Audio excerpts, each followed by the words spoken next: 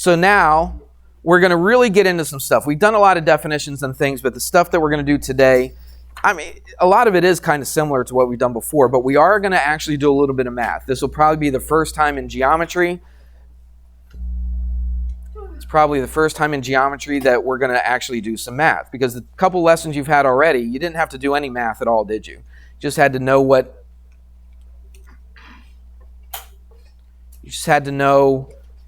an angle was, what a ray was, what a line was, how to describe it, how to label it, and all that kind of stuff. We're going to do more of that today as well, but we are going to do just a little bit of math today, and we're actually going to do a little bit of algebra, okay? The algebra stuff that we used earlier in the year, the review that we did, is going to come into play on this lesson, all right? So let's talk about this, segment and angle measures. So we're going to measure.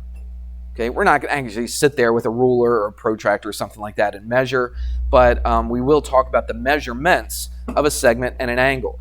Can you measure a line? Why not? Because of what? It's infinite. It keeps on going forever. There's no way you can measure it, but you can measure a what? A segment. Can you measure a ray? No, because it does have a starting point, so you got a place where you could start, but it keeps on going forever. You can't measure forever, all right?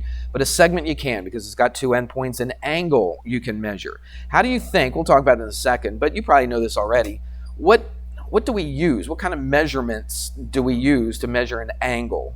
If I said that was a something angle, it's in degrees, right? Okay, so this stuff you already know. What if I measured a segment? There's all kinds of ways I can measure a segment. What if I took a ruler out or a tape measure or something like that and measured from point A to point B? What are some ways that we could measure it in? In feet, in millimeters, meters, miles, right? If it was that long, right? So yeah, we can measure stuff, and that's what we're talking about right now. But before we do anything, let's talk about this. Ben, if it's you making the noise with your mouth, and I look up and I see you doing it, you're going to be out of here. I've talked about that already. Yes, I heard it. All right? And you're just doing it to get on my nerves. I know it. Just trying to figure out how long it's going to take for me to say something. It didn't take me long, did it? So stop. All right, here we go. Let's, what would we call this thing if I put some like little dashes in here? You know this. You did this in Algebra 1. It's a number line, right? You did this way before Algebra 1 as well, didn't you? All right, I don't know. Let's just put 0 in the middle. 0 doesn't always have to be in the middle. To tell you the truth, since this is a line, a number line, there's really no middle to it. A lot of people think, oh, 0's in the middle, but it's really not, because if it goes in infinitely, there's really no middle to it. What numbers are to the left of 0? Negative numbers. So we'll go -1, -2, -3. All right? So we know what that is. That's a number line. And then what we're going to do, we're going to put some points on the number line. So I'm going to put a point right here. Oops, I thought that was going to be in a color. Let me try it again. There we go. All right, so we put a point right there, right on there, and I'm going to give it a name. Okay, call it point A. I'll put another point here at 0. I'll call that point B. And I'll put a point here at 1. Call that point C. All right?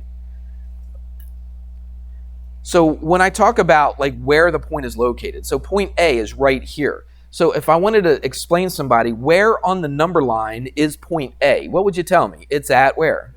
At -2, right? So that -2 right there, we give it a name, and we call this a coordinate. We're going to use this a lot. And you've probably heard that word before, especially in Algebra 1. Okay, the coordinate is the number that's associated with that point. Okay, you don't have to like memorize that definition. Then now get your head up, please, and write these things down that I'm writing. A coordinate is a number that's associated with that point. So this is point A. What number is associated with it? What number goes with it? -2 does, all right? So what if I ask you, what is the coordinate of point B? 0. What is the coordinate of point C? It's 1. Everybody got it? So you would never tell me the coordinate of a point is A or B or C. But if I gave you the point and the name of that point, and it's on a number line, and you could count to where it is, all right, that's the coordinate. So that's a coordinate. All these numbers would be coordinates, right, of those points. It's an important word because we're going to use it over and over and over again. All right? Let's do this. Let's talk about the length of something. That's what we talked about up there. We talked about segment measure. We measure the length of something. So it's supposed to be an L. It's kind of weird looking. That's the length of like line segment AB. Here's a special way to write what I just wrote right there. Instead of writing out the word, the length of AB with a line segment over top of it, in geometry, we got a really easy way to say that, right? Instead of writing all that out, here it is.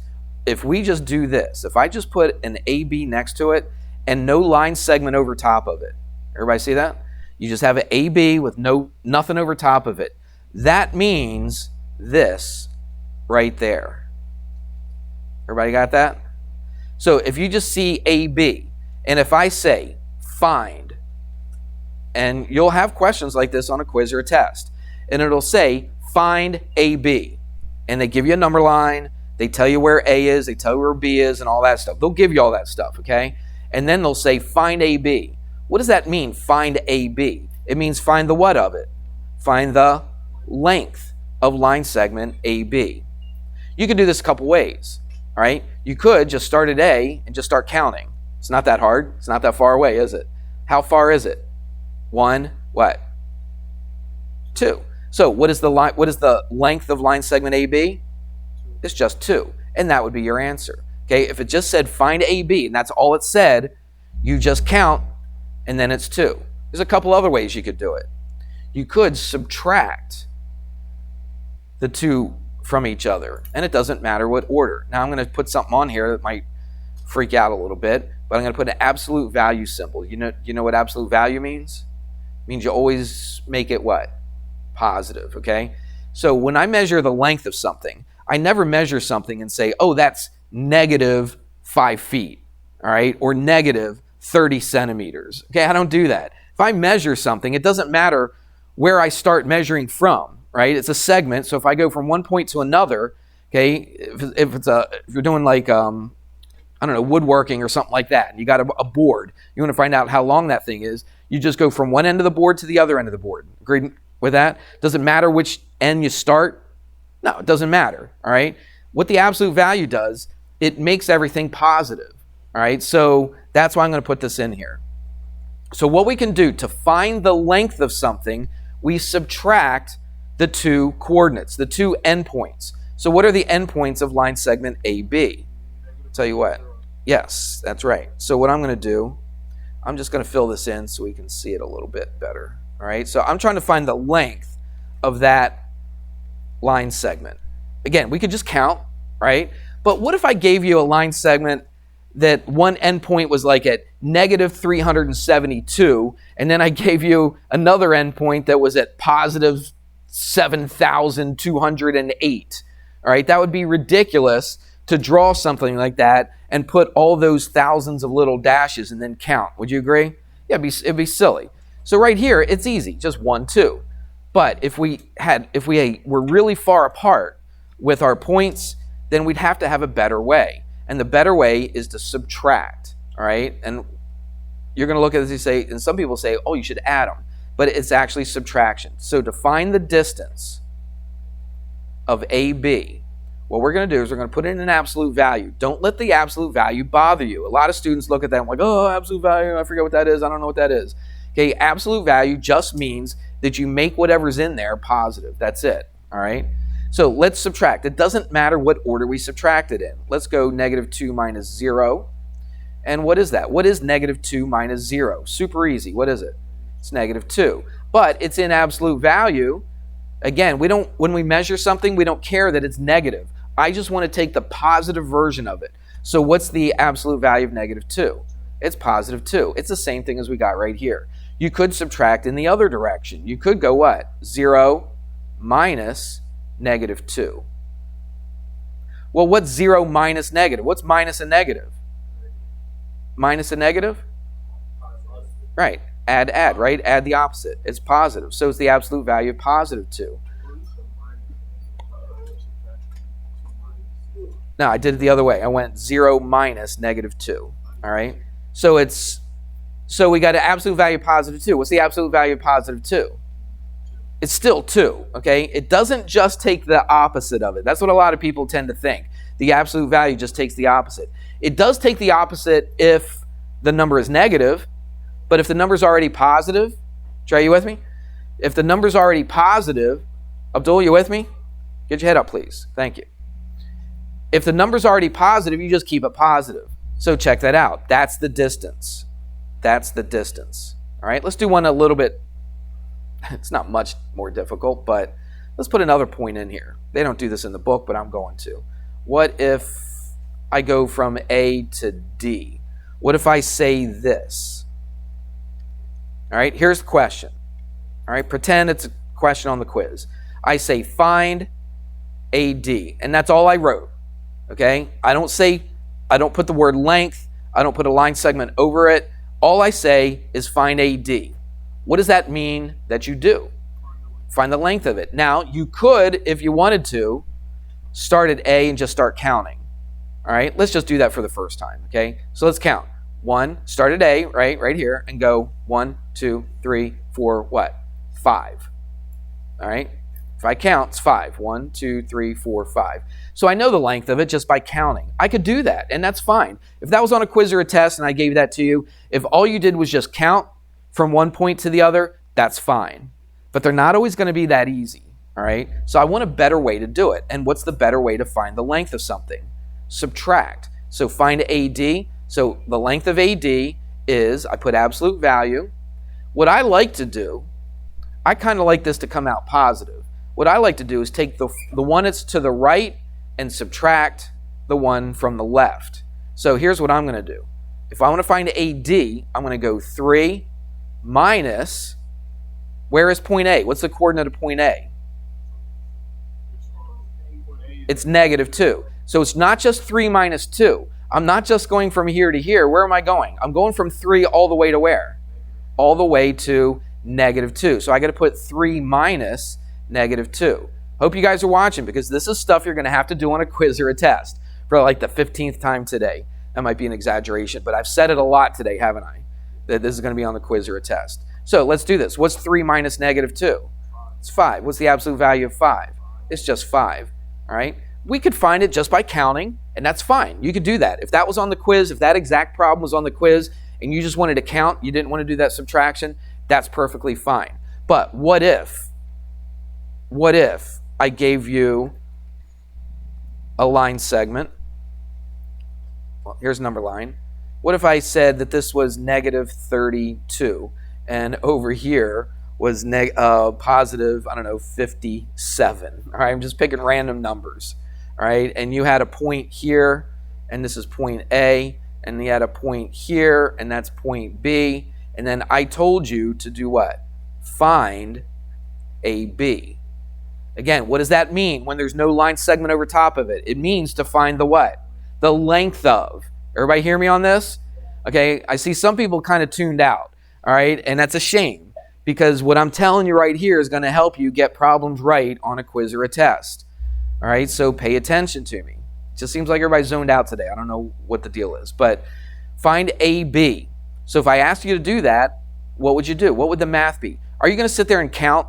Are you going to put like negative 31, negative 30, negative 29? Are you going to do that all the way to 57? That would take you the whole class period almost just to do that. That would be ridiculous. I'm not going to do that, and I'm not going to sit and just count how many over. So what's the math I'm going to do here? I'm going to go, 57 minus, not 57 minus 32, 57 minus what? Negative 32. All right, because where am I here? I'm at negative 32. Where am I here? I'm at positive 57. Okay?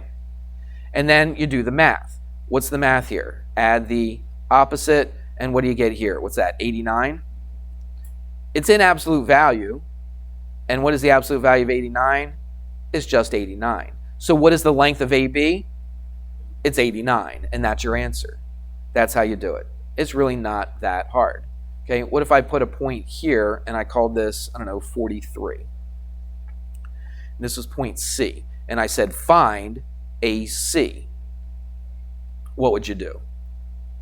43 minus negative 32. Let's start with the right one. Now, you wouldn't do negative 32 because negative 32 is not part of... Oh, I'm sorry. You're absolutely right. You were right. I was thinking something different. Sorry about that. You're absolutely right to that question I asked, but it's not really what I wanted to ask. Here's what I wanted to ask. CB. All right? Find CB. So, from here to here. That's what I want you to do. 57 minus 40. That's it. So you just go 57 minus 43. All right? And really, do you really even have to worry about that absolute value? No, as long as you make your answer what? Positive, okay? If your answer came out negative, then you always make it positive. All right? So 57 minus 43, what's that? 14? And that's how far it is from here to here. All right? From 43 to 57 is 14, so that's what that would be. All right? What if I put, let's do one more. Let's put a D in here and call this, I don't know, minus 10. All right? So that's at negative 10. Point D is at negative 10. And let's say I asked you to find AD. All right? So that's what the question says. It says find AD. Well, let's think about it. I'll keep the absolute values here so you remember it. It doesn't matter what order you subtract them in, okay?